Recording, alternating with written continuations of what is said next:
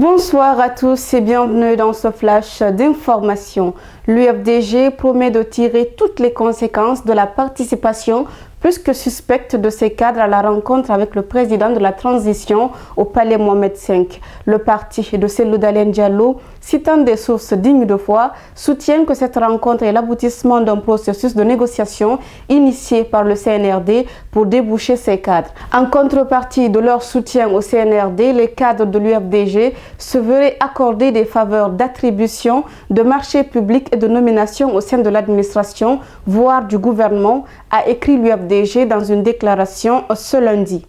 L'intersyndicale de l'éducation menace d'empêcher la tenue des examens nationaux si le gouvernement ne satisfait pas à toutes ces revendications. Des revendications axées sur, entre autres, la révision du statut particulier de l'éducation, le paiement des arriérés de salaire des enseignants locaux et des primes des enseignants contractuels communaux non retenus à la fonction publique, ainsi que le déblocage des salaires de certains enseignants. Elle soutient dans une déclaration ce lundi que sa plateforme revendicative se trouve sur la table des autorités depuis février 2024. Justice dans ce flash d'information, affaire Bazem Bokoum gratuit à Conakry, le parquet du tribunal de première instance de Mafanko demande l'abandon de charges qui pèsent contre les prévenus. Le procureur Siba Toupou affirme que l'élément intentionnel fait défaut dans ce dossier. C'était à l'audience de ce lundi. Si le tribunal suit ces réquisitions du parquet, Ama Bokoum et ses co-accusés pourraient recouvrer leur liberté.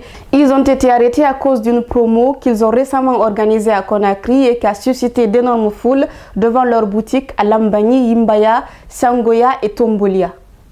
À Lola, les toitures d'une vingtaine de maisons ont été ravagées dimanche par un vent violent à Bitawema, dans une localité relevant du district de Bouzouta, dans la sous-préfecture de Tunkarata. Il n'y a eu aucune perte en vie humaine, mais une femme a été blessée par une feuille de tôle qui s'est détachée d'une maison. Une forte pluie s'abattait dans la zone quand ce vent violent s'est déchaîné.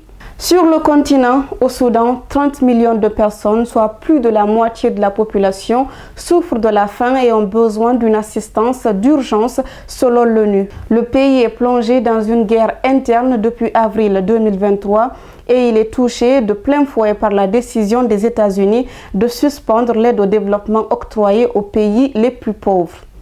Dans le monde, le Pentagone ordonne une pause de ses opérations cyber contre la Russie. Cette suspension des opérations compromet l'accès aux Américains aux principaux réseaux russes au moment même où se tiennent des négociations bilatérales entre Moscou et Washington sur l'avenir de l'Ukraine.